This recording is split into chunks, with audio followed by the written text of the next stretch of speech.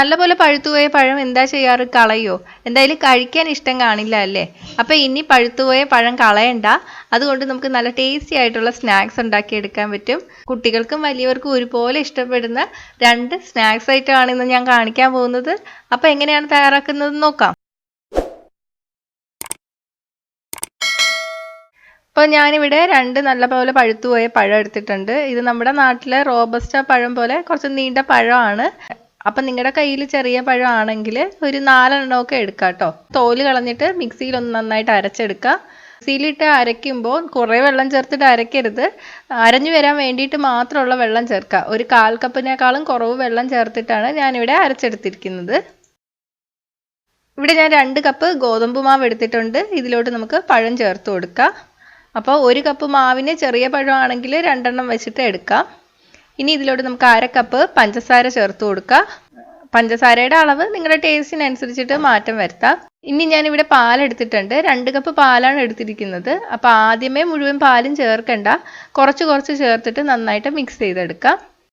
നമ്മൾ എടുക്കുന്ന ഗോതമ്പ് മാവ് പോലെ ഇരിക്കും പാലിൻ്റെ അളവ്. ചില മാവിന് കൂടുതൽ വെള്ളം വേണ്ടി വരും, ചിലതിന് കുറച്ചു മതി. നമ്മൾ കലക്കി എടുക്കുമ്പോൾ മാവ് ഇഡലി മാവിൻ്റെയൊക്കെ കൺസിസ്റ്റൻസിയിൽ കലക്കിയെടുക്കുക. ഇനി ഇത് മിക്സിയിൽ ഇട്ടിട്ട് നന്നായിട്ടൊന്ന് ബ്ലെൻഡ് ചെയ്തെടുക്കാം. അപ്പം നല്ല സ്മൂത്ത് ആയിട്ടുള്ള ബാറ്റർ കിട്ടും.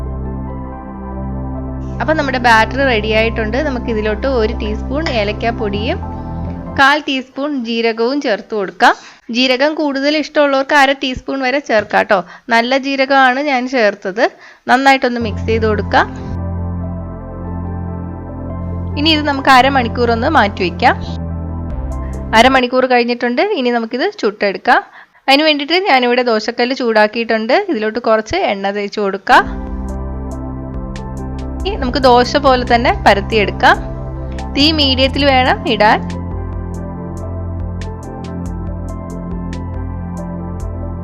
ഇനി ഇത് നമുക്ക് അടച്ചു വെച്ച് വേവിക്കാം. താഴ്ഭാഗം ചെറുതായിട്ട് കളർ മാറി തുടങ്ങുമ്പോൾ നമുക്ക് തിരിച്ചിട്ട് കൊടുക്കാം. മറിച്ചിട്ട ഭാഗവും ബ്രൗൺ നിറമായി വരണം. ഇത് റെഡി ആയിട്ടുണ്ട്. നമുക്ക് പാത്രത്തിലോട്ട് മാറ്റി വെക്കാം. അപ്പോൾ ഇതുപോലെ തന്നെ നമുക്ക് ബാക്കിയും ചുട്ടെടുക്കാം. ഞാനിപ്പോൾ 3-4 എണ്ണം ചുട്ടെടുത്തിട്ടുണ്ട്. ഇനി ബാക്കി മാവ് വെച്ചിട്ട് വേറൊരു തരത്തിലുള്ള സ്നാക്സ് ഉണ്ടാക്കുന്നത് എങ്ങനെയാണെന്ന് നോക്കാം. അതിന് വേണ്ടിയിട്ട് നമ്മൾ കുറച്ച് എണ്ണ ചൂടാക്കി എടുക്കുക. വെളിച്ചെണ്ണയോ സൺഫ്ലവർ ഓയിലോ ഏതെടുത്താലും കുഴപ്പമൊന്നുമില്ല. വെളിച്ചെണ്ണ എടുത്താൽ കുറച്ചും കൂടെ ടേസ്റ്റ് ആയിരിക്കും.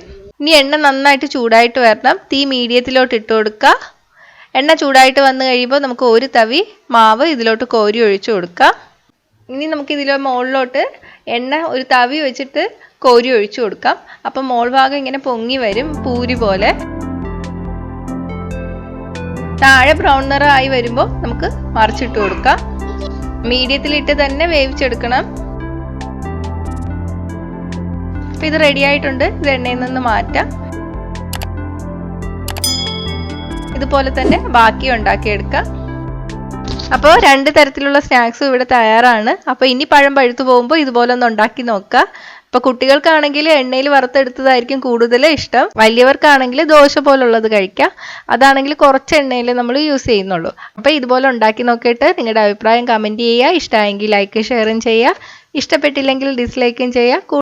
കൂടുതൽ റെസിപ്പികൾക്കായിട്ട് ചാനൽ ഇതുവരെ സബ്സ്ക്രൈബ് ചെയ്യാത്തവർ സബ്സ്ക്രൈബ് ചെയ്യാൻ മറക്കല്ലേ. കൂടെ അടുത്തുള്ള ബെൽ ബട്ടൺ ക്ലിക്ക് ചെയ്തതിന് ശേഷം ഓൾ നോട്ടിഫിക്കേഷൻ സെലക്ട് ചെയ്യുക. അപ്പോൾ ഞാൻ അപ്ലോഡ് ചെയ്ത ഉടൻ തന്നെ എല്ലാ നോട്ടിഫിക്കേഷനും നിങ്ങൾക്ക് ലഭിക്കും. അപ്പോൾ അടുത്തൊരു റെസിപ്പി ആയിട്ട് കാണാം. ബൈ.